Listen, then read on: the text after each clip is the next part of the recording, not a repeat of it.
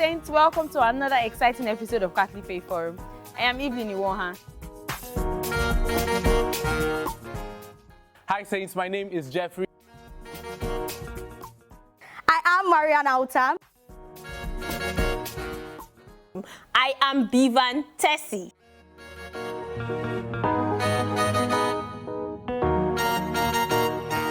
Love and relationships can be complicated, and I know it. Sometimes when we break up with someone, we end up finding ourselves asking, should I have given this person another chance? Or is my ex meant for me? Hi Saints, welcome to another special episode of Catholic Faith Forum. I am Evelyn Iwonha, and on today's episode we are tackling the question, should I marry my ex? I have a very wonderful guest with me. I can't wait to introduce her to you. When we return from this break, we'll meet with her. Stay with us.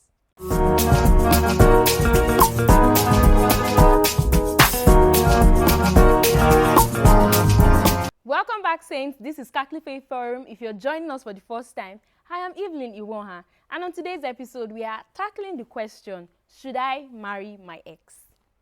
Allow me to introduce to you my very special guest. My very special guest, in person of Mrs Ujunwa Obiukwu. You're very much welcome, ma'am. Thank you. It's a pleasure to have you here. Same You look here. very radiant. I don't think this camera can catch all the beauty. Let me just tell you one or two. My guest, Mrs Ujunwa Obiukwu, is a chartered financial analyst with over 7 years of experience across various areas of the financial services industry. She currently serves as a portfolio manager with a global assets management firm. Beyond her professional career, she's happily married and an active member of the Catholic Charismatic Renewal of Nigeria, CCRN. It's a pleasure to have you here, ma. Thank you so much for being here. Thank you. So how was Evelyn, it like coming me down here? How do you feel? What was your thought like when we sent your invitation? We were like, Maya, don't handling this thing for us. So. I was like, ex, I'm marrying your ex. I'm me having to come talk about it.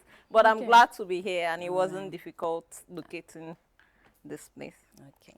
I mean, I can't even wait for us to really get right into it. This has been a question for so many young people in this day in Nigeria. So to begin with, why do you feel people feel the urge to go back to their ex in the first place?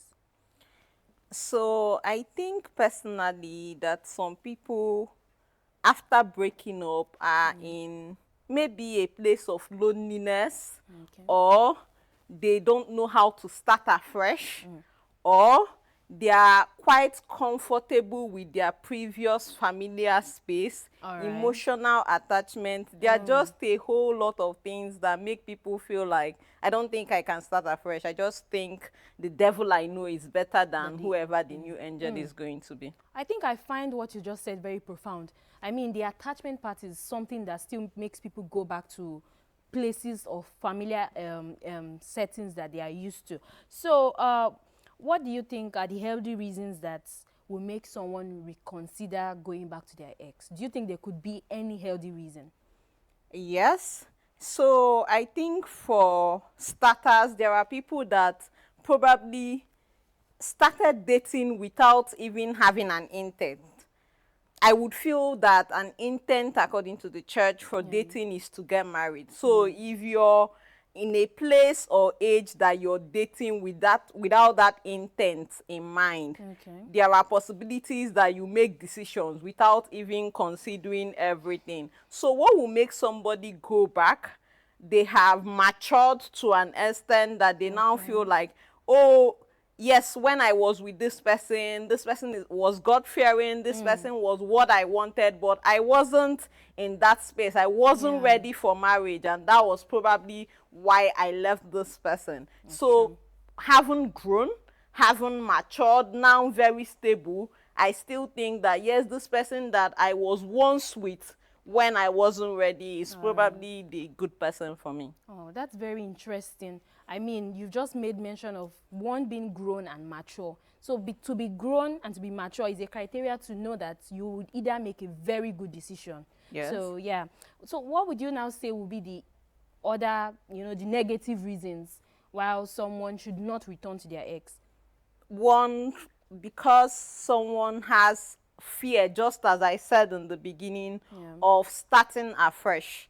So there are people that they don't even want to analyze it. It's taking a lot probably to break out of an emotional abuse, verbal abuse, what have you.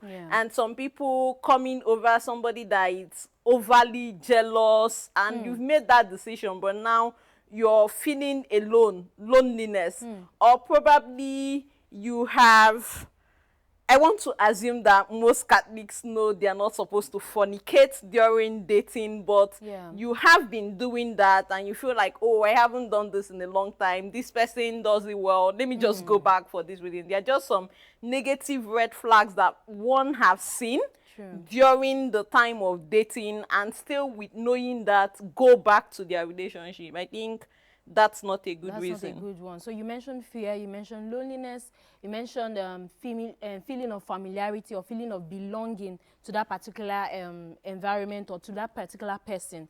So for someone who has not yet, as you know, when we think of X, we think of something that is past, something that should not be reviewed, something that should not be, you know, revisited. So how would someone that has now grown, how would somebody get to that point where you know that, oh, this my ex was actually good? My assumption is that, so personally, I keep good friends around. So it might not be in tandem with people that date X. You get what I mean? But if you have, for example, very good friends, that means that if these friends became the people you dated, and even after your dating life, you kept them as good friends, you can now, from the perspective of a friend, see that, oh, this person is someone that I'm looking for, or this person has the qualities that I'm looking out for to get married. Also, speaking still in that, let's say that when you were beginning your dating life, you had a list of things you were looking out for, and just to make it funny, state of origin was part of it. You wanted to marry someone that was from your village.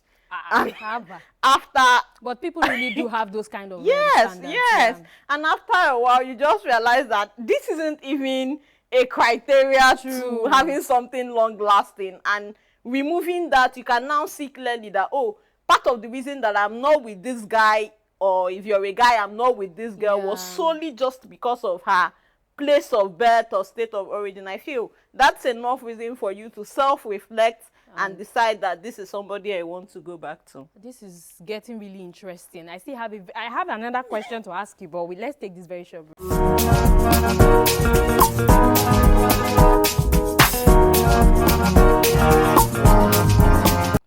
Just before the break, you were making us understand that to have good friends, to have healthy relationships around, can help us really analyze how we relate with other people. I mean, you've made it clear that there are some assessments that cannot just be like made by us alone, but sometimes when we bring them for other people to, you know, review it for us, it helps us to see clearer and better. So the next question I have is, when deciding to marry someone that I have broken up with, and I feel that, oh, I feel like this person has some qualities I want in someone I want to marry, and I want to marry this person. So from the Catholic perspective, what values do you think should guide a person? I've seen this guy, yes, we broke up, but over some time I've looked at him. What do you think should guide a person to that? So for starters, I would say that you start with the spiritual. I wouldn't say that, oh, this person is a church goer or something of that nature. This person sleeps in church, but you've checked and this person is God-fearing. The person knows God and loves God. Maybe unlike in early teens or early 20s, when there are some people that would usually run around before God will capture them, as he captured Saul, right? So yes, you've seen that this person has grown spiritually. You've seen that the person's personal growth is evident. In the earlier years, whatever it was that the person was doing that you can associate to youthful exuberances are no longer that visible. Also, financial stability is very important. Maybe not the first thing that you're putting on your list, but you want to see that this person has a pathway. This person is intentional about knowing that aside the spiritual, the physical, Yeah. we also have to pay bills, and the money Yes, has to yes. come from somewhere. There's also this sense of responsibility. So previously, as kids, whatever, you don't own up to being responsible, but now having grown, it comes with maturity. You Okay. can now take responsibilities for when you're wrong or whatever happens around you. You're not laying names when you are at fault. So I think people should check out for these things before deciding that, oh, I've seen this person grow from who he or she was to where the person is now. So you mentioned the spiritual aspect, then the financial aspect, then knowing that this person has a sense of responsibility. I think I totally agree with the sense of responsibility, and it's not something that someone can pretend or, you know, fake. If it's there, it's there. Yeah. If someone is responsible for how they talk, how they behave, how whatever they do, you know, it will always show. All right. So how important is forgiveness and healing in rebuilding a relationship, you know, that has once ended?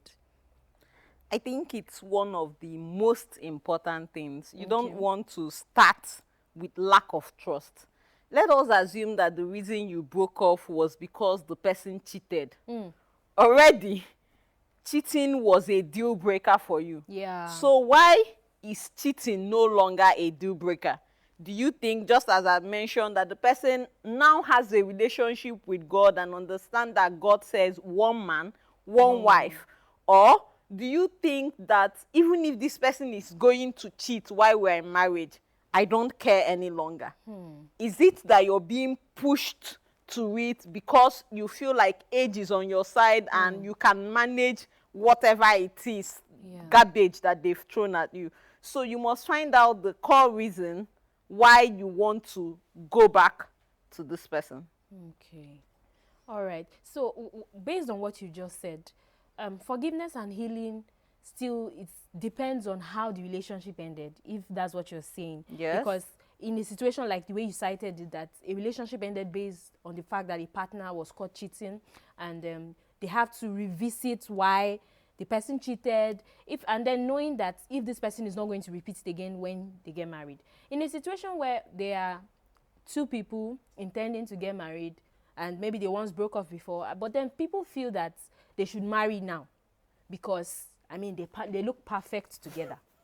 There are really some people that look perfect together, but Like, maybe you somehow look at them and they are perfect. there's a way they will behave, the way they will post their pictures, the way they present themselves, and you just look at these people are going to end the marriage, and then somehow they end the relationship and it's not moving forward, and then they now have friends or family members that have told them that I don't understand, this guy is good, why did you break up with him? So in that kind of situation, what would you say to such a woman that has, you know, that has broken up, or a man that has even broken up with his partner, and because people feel that they are good together, maybe something deeper has ended their relationship? What would you advise to them, or would you advise in such a situation? So I would say for free that marriage is between one man, one wife. Okay. And nobody it's going to come and save you once you've entered. So if you turn a blind eye just because of what people are saying, it's a forever thing. You're going to keep turning that blind eye. You get? Because let's say it's because of an abuse, physical abuse, that you ended the relationship.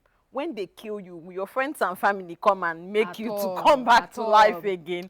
So you see, it's very important that you're making your decision to marry and it's between you and God. So I don't think I've mentioned it, but praying, self-reflecting before deciding to move forward is very important. In fact, I would advise that if you must go forward and go backward to your ex, it would have been that you've taken a retreat for a month, 2 months, and in this period, you're not having nobody is telling you I love you on text messages on the phone. You guys are taking a break for real, and you're communicating with God to understand why exactly you should or should not go back to that relationship. So the only person that has the right to confirm that you should go back to a relationship is God. The other person is your gut. Anything your gut is not telling you to do, forget family and friends. You'll be fine.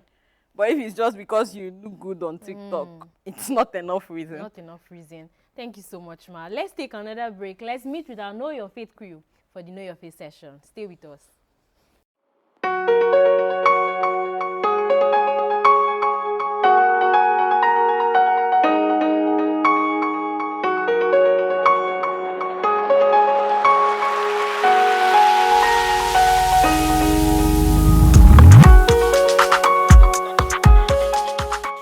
You know, there's something about mothers. They love you even before you understand what love is. They are your first nurse, your first teacher, your first cheerleader, and even when you mess up, they still call you their own. Now imagine someone calling a building, a church, mother. We say it all the time in the Catholic faith, Holy Mother Church. But have you ever paused and asked, why? Like, why is the church called our mother? Hello Saints, welcome to a fresh episode of Know Your Faith. I am Elefachi, your smile doctor, and today we are unwrapping a title you've probably heard 1,001 times at Mass, Catechism, or even on Catholic media. Why is the church called Mother Church? Now let's go back to the roots. Where did the term come from? Calling the church mother isn't just a cute name. It actually goes way back to the early centuries of Christianity. Around the 3rd century, a church father named St. Cyprian of Carthage made a bold statement. He said, he cannot have God for his father who does not have the church for his mother. In simple terms, if God is your father, then the church is your mother. You can't claim one and abandon the other. This shows that even in the early church, believers understood the church not just as an institution, but as a living, loving, and nurturing mother. Before you go about asking where is it in the scriptures, let me shock you. St. Paul made a statement in his letter to the Ephesians where he calls Christians members of God's household. Ephesians 2 verse 19 says, so then you are no longer strangers and aliens, but you are citizens with the saints and also members of the household of God. In his understanding, the Christian is part of a family. Now, what does a typical family have? Parents and children, right? So if we are God's children and he's our father, who then is our mother? I believe you get the point now. So here are 5 reasons the church is called Holy Mother Church. 1. As a mother gives life, so does the church. Just like your biological mom gave you life, the church gives you spiritual life through baptism. As the first sacrament we receive, we are born again by water and the Holy Spirit. Now this is found in John 3 verse 5. And we are made members of the family of God. And just as moms feed their children, the church feeds us too with the word of God, and most especially the Eucharist. 2. A mother teaches and corrects. We all know our moms don't play when it comes to correction. Don't play, especially African moms. The church also guides us through scripture, the church's teachings, the Pope, and our priest and catechist. She teaches us the truth. She corrects us when we are going astray. And she helps us grow in wisdom and holiness. Number 3, a mother is a safe place. Now, when life gets tough, when you're confused, when you're heartbroken, or when you're tired, you just want to go home. And for us Christians, the church is that home. Through the sacraments, the liturgy, the communion, she gives us peace and grants us very well. Number 4, a mother welcomes you back always, always, and always. Even when you fall off, mess up, or go away, the mother church doesn't disown you. She waits, she prays, and she hopes. And when you return, especially through the sacrament of reconciliation, she embraces you like the father of the prodigal son. So, why is she our mother? Because she gives us life, she feeds us, she teaches us, forgives us, protects us, and more importantly, never gives up on us. She's not just a place, she's a person. She's living, and she's mother. And yes, she is Mother Church. So the next time you hear someone say Holy Mother Church, don't just dismiss it. Let it hit differently this time. Because that's your spiritual mom we're talking about. She's been raising saints for over 2,000 years. And you, yes, you are next in line. Thank you so very much for joining me on this episode of Know Your Faith. Make sure you subscribe, you like, and share this video. And until next time, be bold, be Catholic.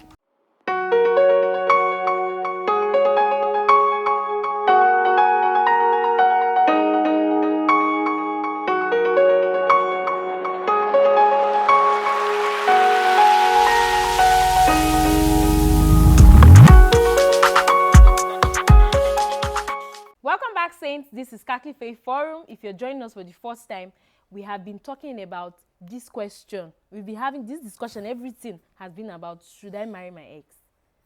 Just before the break, Mrs. Ujunwa has been telling us that prayer, self-reflecting, trusting your God are components that cannot be overemphasized when deciding whether or not to return to an ex.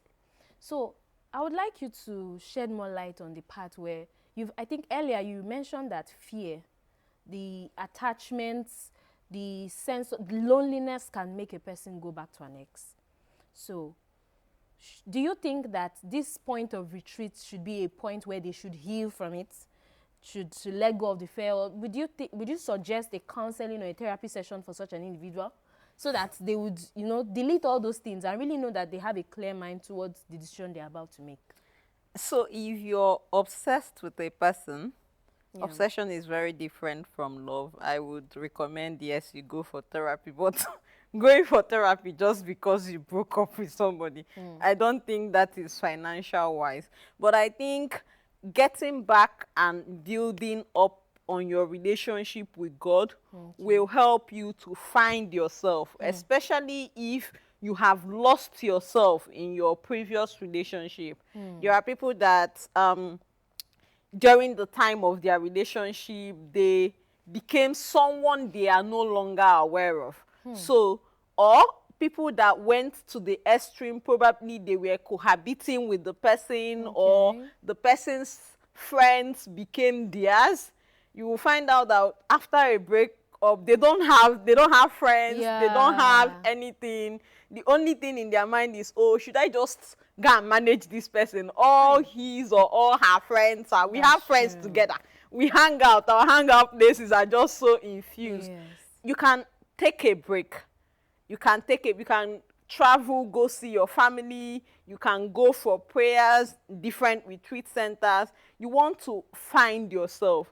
And you cannot find yourself if you're still intermingling with what you want to leave behind. And what you want to leave behind, your ex, the friends that you have built around them, you have to pray that you start meeting new friends.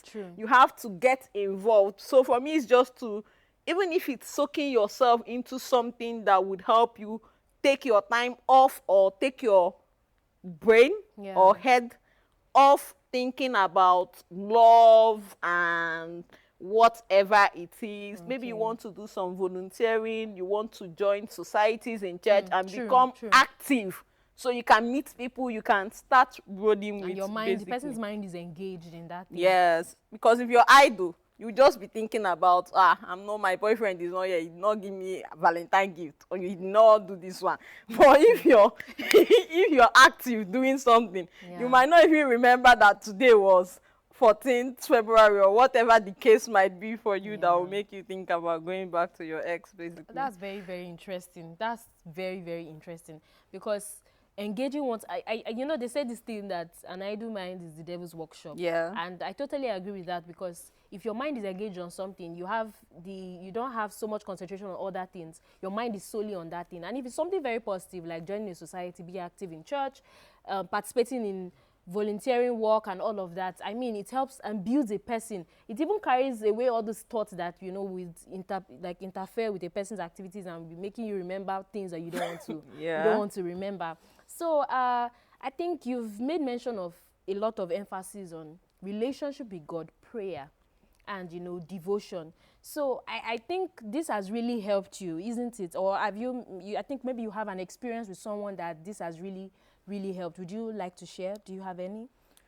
Okay, so maybe I'll just talk about, personally, I'm not a fan of dating or what have you, but I could remember when I was either in 300 level or so, I had someone that was asking for my hand in marriage. Wow. And then would I say I wanted to get married or not? But I just knew that I didn't like his state of origin. Where he said where he was settled, where he had his company and what have you. I didn't want to settle there. Okay. I don't know if this is a good story, because I've never gone back to an ex, because I've never had any need to have many to think about going back to. But the story is basically to reflect that I think he was on my case for about 5 years. Wow. And we were very good friends during that time, but I just kept on saying no, no, no for different reasons. And none of them was because he wasn't God-fearing. Most of them were very, very minute things, state of origin. I don't like where you're based. I don't want to be based there. Maybe if I thought about it now and I decided to want to go back there, maybe I'll go back. But I don't think I would. So I really don't have any story that will relate to going back to an ex. Nah. So I think you appreciate having good friends around that Yeah. help you assess these people that come and help you check how you are about to make that decision. So I think I found this conversation really, really interesting. I've learned that it is important to pray. It's important to involve God. It's Very important important. to engage yourself in something profitable, something lucrative. So by doing this, it allows you to know that you're serving God. And regardless of whether you have a relationship that will work out or will not, you just know that God is going to make things work for you. Yeah. You're devoted to him and he's going to make it work for you. So thank you so much, Saints, for engaging with us. Thank you so much, Mrs. Ujunwa, for accepting to be here. Thank you if you're very not much, here, this place Evelyn, won't be sweet today. for having me. Have you commented? Have you liked? Why are you not doing that? Start doing it now. Have you had a situation or you have a question for us, you want to seek clarification about anything, drop it in the comment section. Follow us. Bikono, follow us. Follow us on Facebook at CFF on TV. Follow us on YouTube at Dominica Media Presents. And until next time, I remain Evelyn Iwonha.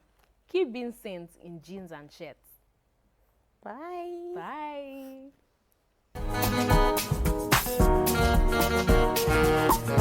Thank you so much, Ma. Have you finished? Yes. Okay. Thank you so All right. much. Thank you. It was very, very interesting. Having